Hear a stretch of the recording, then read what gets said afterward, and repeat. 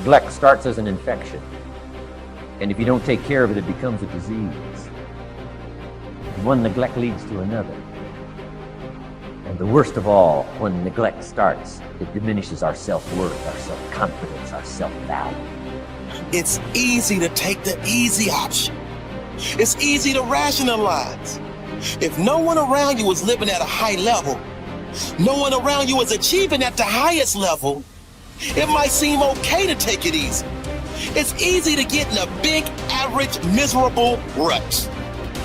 What's not easy is putting in the work when you don't feel like it. What's not easy is continuing to raise the bar when everyone around you remains the same. Not one's life is ever easy. How did you ever think you were ever going to make any progress? You can make this your time. You can take control of the life you want to live. Have the authority to know what you need to change, to know how to change, and then to take action. Have discipline for yourself into progress. Switch your routine. Good people can't really handle them on the level that someone who's great is. So you're praying for greatness and a problem comes and you're running from the problem. You don't understand that it is in solving the problem that you become wealthy. You don't understand that when you solve that problem, you solve something that 2 other million people couldn't solve. And so once you solved it, that solving the problem elevated you. There's so much knowledge out there, so much information, so many ways to get better. And we make so many mistakes. We're the product of our mistakes. And oftentimes the lesson is sitting there right in front of our face. It's there to be learned, but we miss it, or we don't pay attention to it, or we think we know better until it punches us in the face. Be confident in your ability to overcome any challenge that comes your way. Why? Because your level of confidence is going to determine what you strive for.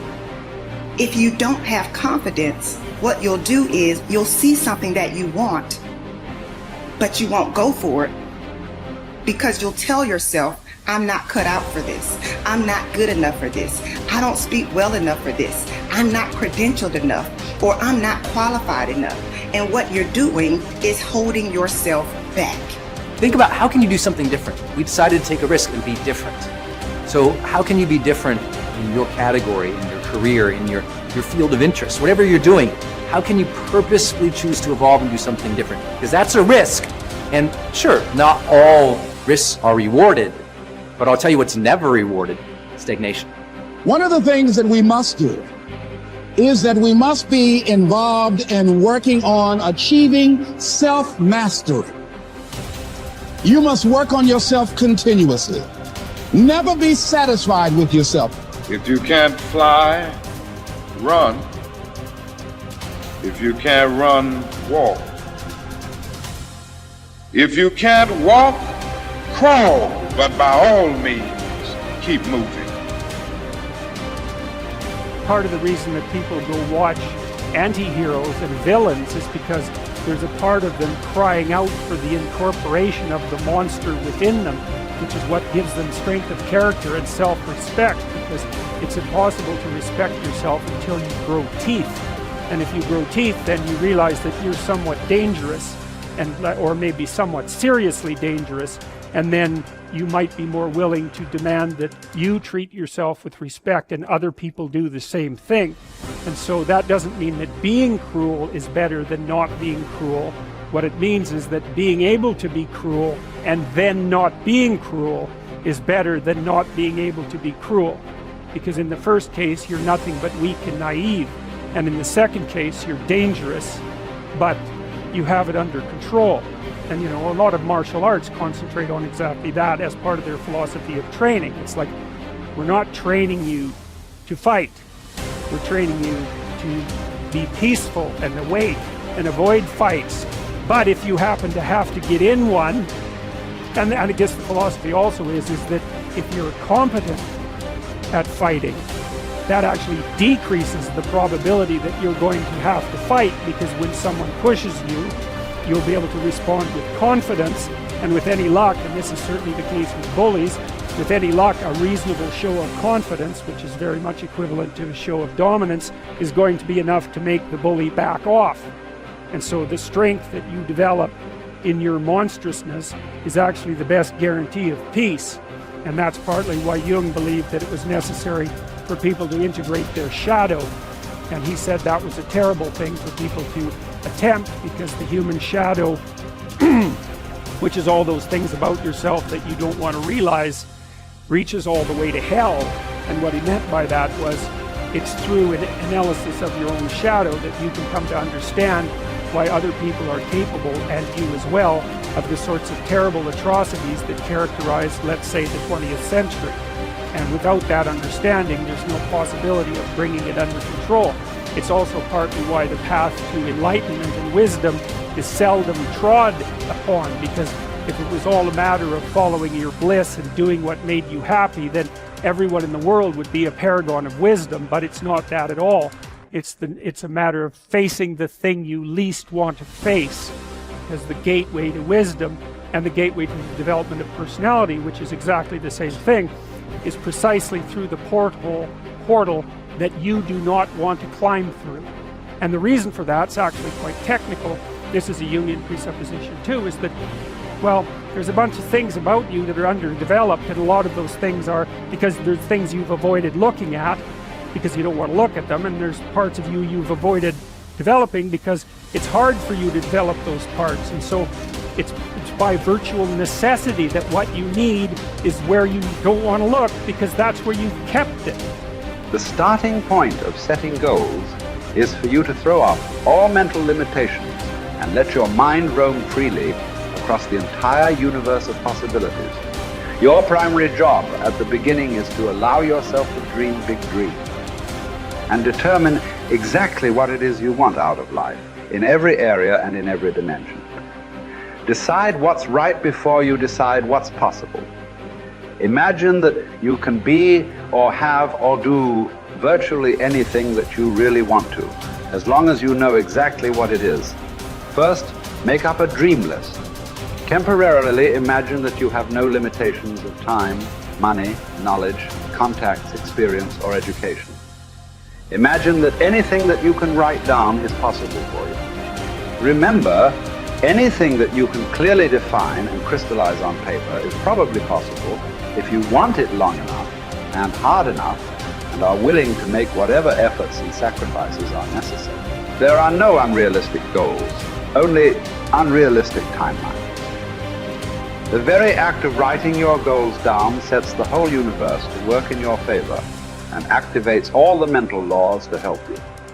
In fact, many people have had the experience of writing out a list of goals on New Year's Day, putting them away and not referring to them again until the end of the year, and then finding that 80% of the goals have been achieved, sometimes in the most amazing ways.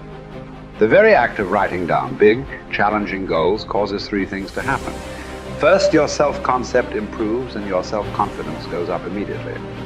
The act of setting goals requires self-confidence and simultaneously builds self-confidence. Having the courage to write down what you really want improves your self-image and raises your self-esteem. The action itself generates a feeling of greater personal power and ability. Second, tap into your mental and emotional powers.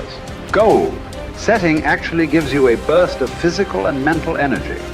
Your heart rate and your respiratory rate speed up. The very act of goal setting is inherently exciting. It sounds a little corny, but someone once said, feeling listless. Make a list, it's true. It's like stepping on the accelerator of your own mental and physical potential. And if you do it every day, the results can be amazing. Third, commit it to paper. The very fact that you have committed a goal to paper dramatically increases the likelihood that you will achieve that goal. Your mind is structured in such a way that you cannot write down a goal clearly on paper without simultaneously having the ability to somehow attain it. The most important question is, how badly do you want it? As soon as you plant the garden, the busy bugs and the noxious weeds are out to take it. And you've got to learn not only to nourish your values, you've got to learn to do battle with your enemies.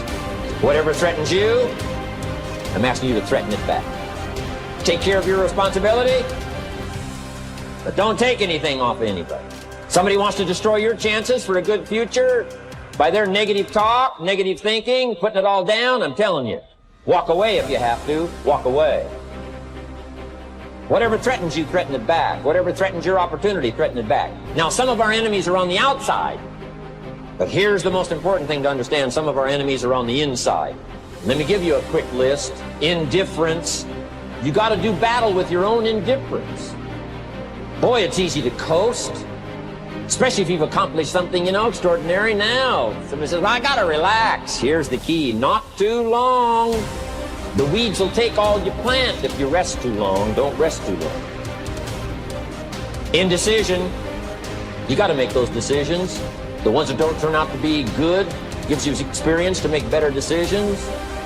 Don't let much time go by without making some decisions. The ones that you can make quickly, make them quickly. The ones that take time, take your time. But get those decisions made. Don't let indecision be an enemy, rob you of the future, empty your bank account, leave you with zero in the purse. Don't let that happen. The next one is doubt. But I'm asking you not to pick up all those doubts. I'm asking you to have some faith, have some courage, believe. Drive your doubts into a small corner. Don't let them loose like a mad dog. Drive you into a small corner. Don't doubt the future. Don't doubt the possibilities. Here's the most important one of all. Don't doubt yourself. If I've got miracle working power to change my life, so do you. If I've got the ability to change, so do you. If I've got the ability to read, so do you. If I can discover, so can you. If I can grow, you can grow. If I can develop, you can develop. If I can get an invitation like I got 6 years ago, help take something around the world, so can you. If I can stand on this platform, Idaho farm boy raising obscurity, so can you. I'm asking you, don't sell yourself short.